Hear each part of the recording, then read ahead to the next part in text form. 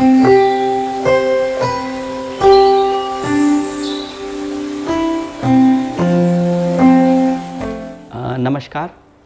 मैं doctor Pavan Gupta, MCH surgical oncology, director cancer surgery at Max Vaishali और Max Patparganj. As a cancer surgeon मैं आपको एक कैंसर क्या होती है इसके बारे में बताना चाहता हूँ। कैंसर एक ऐसी बीमारी है जो अकस्मात नहीं होती। कैंसर एक बीमारी है जो धीरे धीरे over the period of time होता है और इसको बोलते हैं कि अनकंट्रोल्ड ग्रोथ ऑफ सेल्स। हमारे शरीर में 3 बिलियन से भी ज़्यादा सेल्स हैं।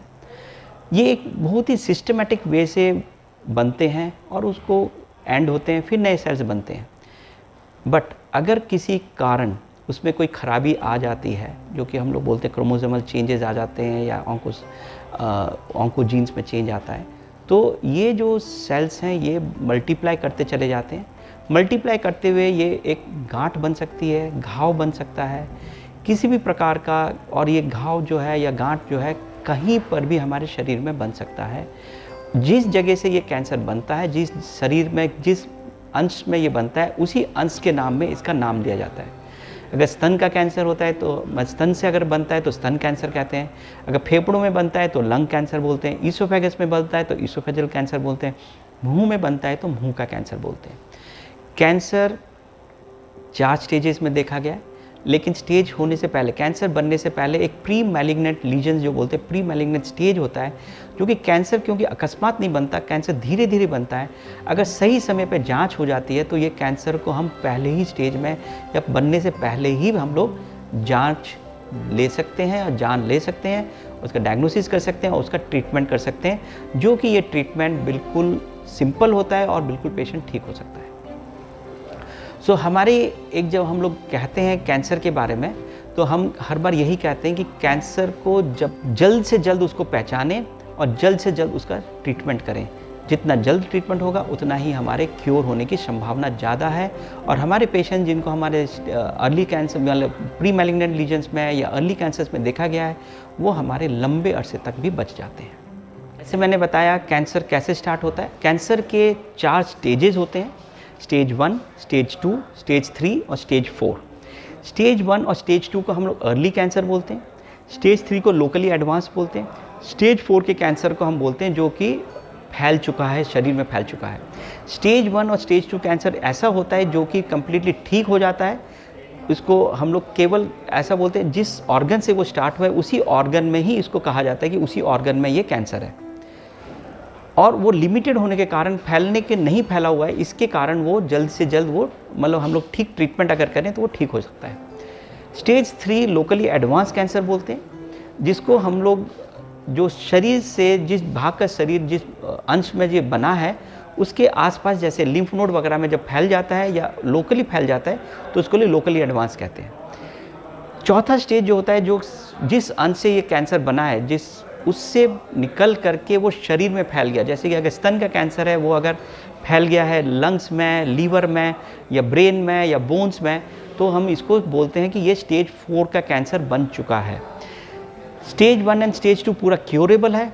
स्टेज 3 लोकली एडवांस है, क्योर फिर भी हो सकता है लेकिन थोड़ा सा क्योर होने के चांसेस कम हो जाते हैं। इसमें हमारा ट्रीटमेंट का भी मैं बात बताऊंगा।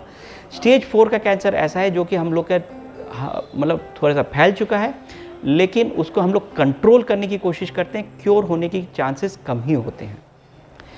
अब हमारे ट्रीटमेंट में हम लोग को क्या करना होता है। ट्रीटमेंट हमारे मेन 3 प्रकार के ट्रीटमेंट हमारे कैंसर्स के लिए देखे गए हैं। एक तो होता है सर्जरी, केमोथेरापी और रेडियोथेरापी। ये 3 प्रकार के ट्रीटमेंट देखे गए। आधुनिक समय में और भी 2 ट्रीटमेंट और जो ऐड हुए हैं, वो एक टारगेटेड थेरापी और इम्यूनोथेरापी भी आजकल स्टार्ट हो गया है, जिससे कि हमारे पेशेंट्स के जो ट्रीटमेंट के जो साइड इफ़ेक्ट्स थे वो भी कम हो गए। सर्जरी या मतलब जो सर्जिकल ट्रीटमेंट है वो हमारा तब हम लोग करते हैं, जैसे अर्ली कैंसर्स होते हैं तो हम लोग पहले सर्जरी पहले होता है, और उसमें हम लोग डिपेंड करता है कि आजकल का, पहले के ज़माने में हम लोग जो करते थे कि पूरे के पूरे अंश को निकाल देते थे। आजकल हम लोग प्रिजर्वेटिव सर्जरीज करते हैं, जिसमें हम लोग प्रिजर्व करते हैं, पूरे अंश को नहीं निकालना होता। जैसे कि मुंह का कैंसर है तो उतना ही लिमिटेड निकालना होता, पूरा मैंडिबल वगैरह निकालने की जरूरत नहीं है, मार्जिनल मैंडिबुलर हम कर सकते हैं। स्तन का कैंसर होता है तो हम लोग केवल भाग जितना गांठ जितनी बनी है उसके थोड़ा सा 1 सेंटीमीटर का दूर से लेकर के उसको हम लोग कर सकते हैं। तो हम लोग स्तन को जो हम लोग कॉस्मेटिक है उसको भी हम लोग कर सकते हैं। पहले जिस तरीके से हम लोग सर्जरी में हम लोग लंबा मतलब प्रॉपरली पूरा निकालते थे, आजकल हम लोग ऑन्कोप्लास्टिक सर्जरी करते हैं, जिससे कि हमारे पेशेंट को बिल्कुल वैसे के वैसे ही हम कोशिश करते हैं कि जो नॉर्मल है वैसे के वैसे नॉर्मल ही बना दिया जाए। ये हमारा आजकल के जो लेटेस्ट टेक्नोलॉजी में हम लोग काम कर रहे हैं। हमारे काफ़ी सारे इंस्ट्रूमेंट्स ऐसे आ गए हैं, जैसे माइक्रोवेस्कुलर सर्जरी है, रोबोटिक सर्जरी है, सेंटिनल लिम्फ नोड बायोप्सीज है, गामा कैमरास हैं, कैड कैम्स हैं। तो हमारे काफ़ी कुछ हमारे नए तरीके आ गए हैं, जिससे कि हम लोग पहले से ही प्री डिटरमिन करते हैं कि कितना हमें ऑपरेट करना है, कितना निकालना है और कैसे हम लोग को उनको प्लास्टिक सर्जरी करके, रिकन्स्ट्रक्टिव सर्जरी करके उनको नॉर्मल बनाना है। दूसरा आता है हमारा ट्रीटमेंट का आता है रेडियोथेरेपी।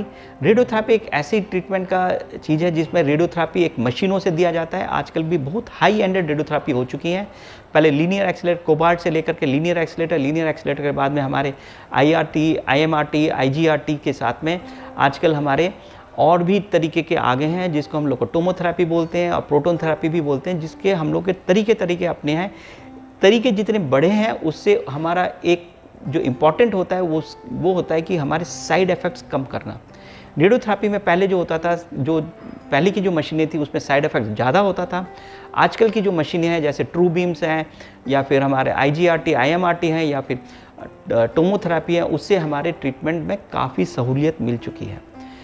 तीसरा जो ट्रीटमेंट हम लोग केमोथेरेपी बोलते हैं। केमोथेरेपी ड्रग्स हैं, मेडिसिन्स हैं जो इंजेक्शन के द्वारा दिए जाते हैं या ओरली भी दिए जाते हैं। हर एक अलग कैंसर्स के लिए अलग अलग केमोथेरेपी होती है, अलग अलग रेजिमेंट्स होते हैं जिसके अनुसार हम लोग को देना पड़ता है। जो टारगेटेड थेरेपी और इम्यूनोथेरेपी की जो मैंने बात बताई, ये आजकल की लेटेस्ट थेरेपी है, जिसको हम कहते हैं कि जो हमारे जिस तरीके के ये जेनेटिक चेंजेस होते हैं उसको हम लोग पैथोलॉजी से हम लोग पता लगाते हैं। उसके बाद उसी के अनुसार उसको मेडिसिन दी जाती है जो एकदम स्पेसिफिक होती है, केवल कैंसर को ही किल करती है, बॉडी के कोई दूसरे भाग में वो असर नहीं करती, दूसरे भाग में वो ट्रीटमेंट नहीं। तो इस प्रकार से हमारे कैंसर्स चेंज हो गए हैं। कैंसर्स का अगर हमें डायग्नोसिस करना होता है तो हमारे डायग्नोसिस के लिए हमारे सबसे पहले हमारे बायोप्सी की जाती है।